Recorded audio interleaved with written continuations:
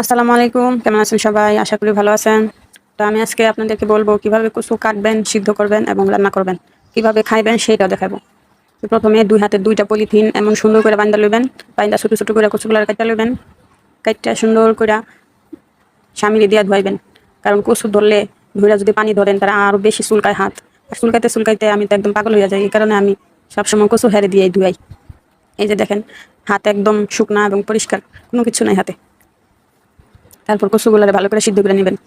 একদম ডাল ঘুটনি দিয়ে গুইটা নেবেন, গুতাইয়া গুতাইয়া পানিগুলো একবারে শুকায় নেবেন।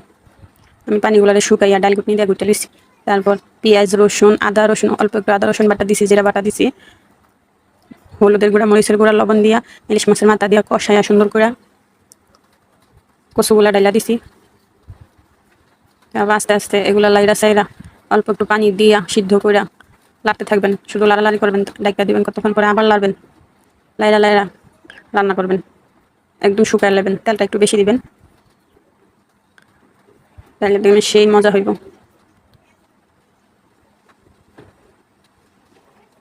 কচু খাইতে যতটা মজা, রান্না করতে ততটাই কষ্ট।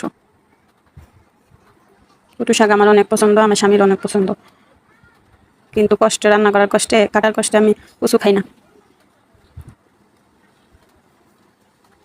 ইলিশ মাছ আনছিল, সেই জন্য কচু শাক আনছে, তো ভাবলাম ইলিশ মাছ দিয়ে কচুটা রান্না করি। তারপরে এমন করে সুন্দর করে মাইকা মাইকা খাইয়া নেবেন, দেখবেন সেই স্বাদ, সেই টেস্টি। কালারটাও মাশাআল্লাহ অনেক সুন্দর হয়েছে, খাইতেও